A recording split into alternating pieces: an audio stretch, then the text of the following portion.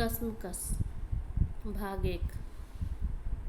विशाल के माता पिता उसकी शादी के लिए आतुर थे। अच्छी तरह से देख सुनकर अपर्णा को पसंद किए। अपर्णा एक पढ़ी लिखी और सुंदर सुशील लड़की थी। शाम को जब विशाल ऑफिस से लौटा तो उसकी माँ विशाल को अपर्णा की तस्वीर दिखाई। तीखे नैन नक्श, बड़ी बड़ी आँखें और कमर तक लंबे काले बाल। विशाल तस्वीर को देखकर कुछ पल तक खुद भी तस्वीर बन गया। अपर्णा की आंखों में खो गया। उसकी माँ उसे झकझोरते हुए पूछी, कैसी लगी? शादी का नाम सुनकर ही विशाल तुनक जाता था, लेकिन आज अपर्णा के आंखों का असर था कि वह ना नहीं बोल पाया। विशाल के माता पिता अपर्णा के घर फ़ोन कर बता दिए कि हमें रिश्ता मंजूर है। रात को विशाल अपर्णा की तस्वीर देखकर ख्यालों में खोया रहा। कब रात बीत गई उसे पता ही नहीं चला। सुबह जब ऑफिस पहुंचा तो उसने अपने मित्रों को अपर्णा की तस्वीर दिखाई। सभी ने बोला कि वाह भाई, भाभी तो बड़ी खूबसूरत है। तभी पीछे से उसका परम मित्र करण दौड़ते हुए आया। अरे मुझे भी दिखाओ। और देखते ही करण बोल पड़ा, वाह भाई, क्या भाभी मिली है तुम्हें, मुझे तो तुमसे जलन हो रही है। और सभी लोग विशाल को छेड़ते हुए हंसने लगे। उसके मित्रों ने उसे अपर्णा से मिलने का सलाह दिया। मन तो उसका भी कर रहा था, लेकिन झिझक बस अपनी माँ से बोल नहीं पा रहा था। दोस्तों के सहयोग से उसे अपर्णा का मोबाइल नंबर का पता चला। सभी मित्र उसे प्रोत्साहित कर रहे थे कि फ़ोन मिलाओ, आखिर भाभी की आवाज़ तो सुने। विशाल फ़ोन लगाया। दूसरी ओर से आवाज़ आई, हेलो हेलो बोलती रही, पर विशाल इधर से कुछ नहीं बोला और फ़ोन रख दिया। आवाज़ ऐसा मानो मीठी चाशनी में डूबी हुई हो। दोस्त बोले, अरे यार तुम कुछ बोला क्यों नहीं? विशाल कुछ नहीं बोला, पर उसकी मुस्कान सब कुछ बयान कर रहा था। सब लोग बोले, चलो फिर से लगाओ। उसके मना करने के बावजूद करण फिर से नंबर डायल कर चुका था। दूसरी ओर फिर से आवाज़ आई, हेलो हेलो कौन? कोई कुछ बोलता क्यों नहीं? विशाल फिर कुछ नहीं बोला। ऐसा कहिए कि अपर्णा की आवाज़ सुनकर उसकी धड़कन बढ़ गई और घबराहट में फिर फ़ोन काट दिया। दिन भर में 4-5 बार ऐसा होने से अपर्णा सोची कि कोई मुझे परेशान कर रहा है, इसलिए उसने नंबर ब्लॉक कर दी। किसी तरह तस्वीर देखते देखते विशाल ने 15 दिन काट लिए। शादी की तारीख नज़दीक आ गई। आखिर वो दिन भी आ गया जिसका विशाल बेचैनी से इंतज़ार कर रहा था। लड़की घूंघट में स्टेज पर लाई गई। बारात के सभी लोग बोल रहे थे कि अब कौन घूंघट में रहता है। आजकल तो एक से बढ़कर एक पोज देकर लड़के लड़कियां फ़ोटो खिंचवाते हैं। ये लोग कौन से युग के इंसान हैं? पर अपर्णा के पिताजी बोले कि हमारे यहाँ रिवाज है, शादी घूंघट में ही होता है। बारात के कुछ लोगों के बीच कानाफूसी होने लगा कि कहीं लड़की दूसरी तो नहीं। उस पर अपर्णा के पिताजी बोले कि अगर किन्हीं को शंका है कि लड़की कोई और तो नहीं, तो आकर घूंघट उठाकर लड़की का चेहरा देख लें, फिर घूंघट कर दें। विशाल के परिवार वाले तैयार हो गए। विशाल की माँ पिताजी सामने आए, घूंघट उठाकर देखे और बोले सब ठीक है, और फिर चेहरा घूंघट से ढक दिए। फिर विशाल की बुआ आई, वह भी घूंघट उठाकर देखकर बोली सब सही है, और घूंघट से चेहरा ढक दी। खुशी खुशी शादी संपन्न हो गया। विदाई की तैयारी होने लगी। विशाल तो अब तक उसकी तस्वीर में ही खोया था, उसकी गहरी काली आंखों की गहराई में डूबा था। अपर्णा विदा होकर विशाल के साथ ससुराल पहुंच गई। विशाल खुशी खुशी सारी रस्में अदा कर रहा था।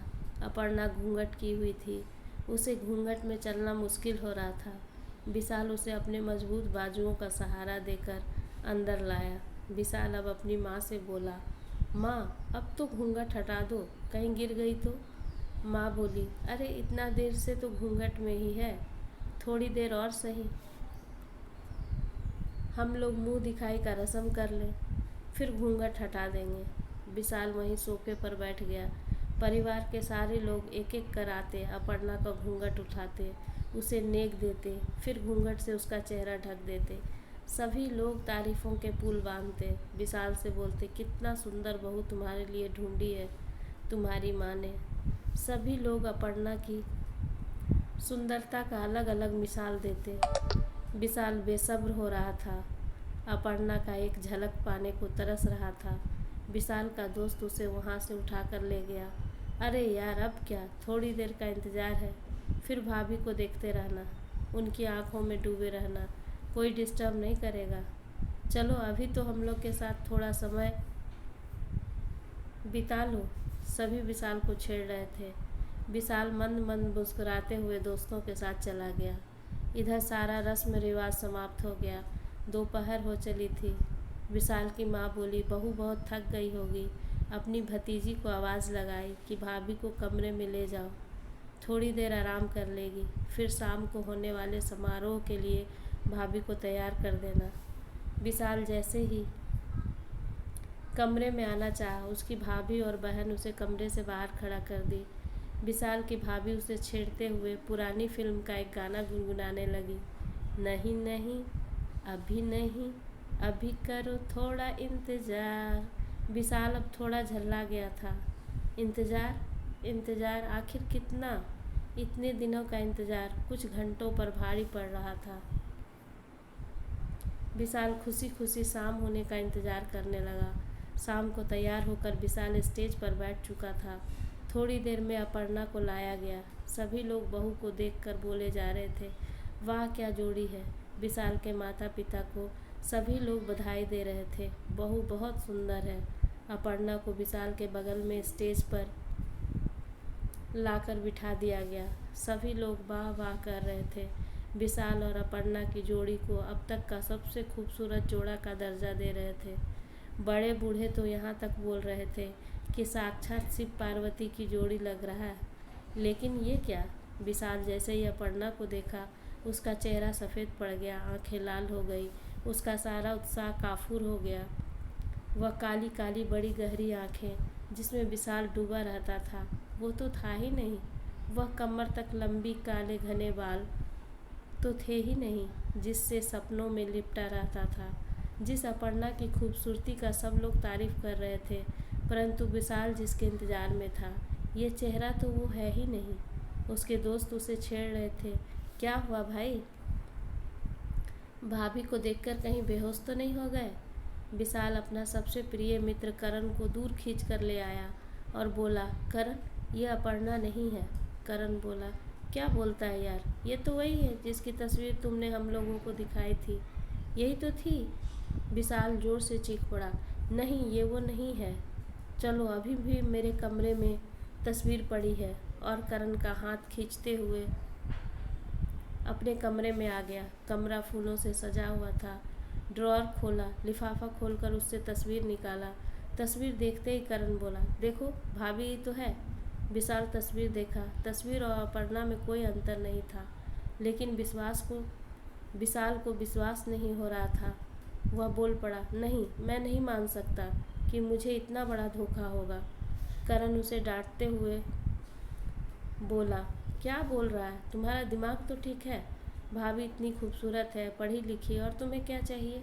और ये क्या बोल रहे हो, तस्वीर अलग है और भाभी जी अलग, पागल हो गए क्या। देखो तस्वीर और भाभी का चेहरा, क्या अंतर तुम्हें दिख रहा है। करण उसे खींचते हुए स्टेज पर लाकर अपर्णा के बगल में बिठा दिया। अपर्णा को नज़र भर देखा, सिर से पांव तक ऐसा लग रहा था जैसे भगवान फुर्सत में उसे बनाए हैं। तारीफ करते लोगों का मुंह थक नहीं रहा था, लेकिन विशाल का तो उत्साह समाप्त हो चुका था। उसके तो दिलो दिमाग में सिर्फ एक ही बात घूम रहा था कि ऐसे कैसे, माँ पिताजी ही तो तस्वीर दिए थे जिसे मैंने देखा था। जब से तस्वीर देखा था, अपने साथ उसको हर पल महसूस कर रहा था। लाचार होकर वह अपनी माँ के पास पहुंचा। सच ही कहा जाता है कि बच्चा जब परेशान होता है तो उसे सिर्फ माँ का याद आता है। इस भीड़ में भी विशाल अपनी माँ को ढूंढ कर एकांत में ले गया और बोला, माँ मुझे तुमसे बात करना है। माँ, अपर्णा वह लड़की नहीं है जिसकी तस्वीर तुमने मुझे दिखाई थी। उसकी माँ हंसने लगी। यह क्या बोल रहा है? सब मुझसे बोल रहे हैं कि इतनी सुंदर बहू लाई है कि बेटा अब आपको छोड़कर बहू के पीछे पागल रहेगा। सच में तू अपर्णा को देखकर पागल हो गया क्या? उसकी माँ उसे स्टेज पर लाकर अपर्णा के पास बिठा दी। विशाल कसमकस में फंसा था और एक टक अपर्णा को देखे जा रहा था। तभी उसकी भाभी आ गई। उसे अपर्णा को यूं देखते हुए छेड़ने लगी। क्यों देवर जी, इंतज़ार नहीं हो रहा? बस कुछ और पल।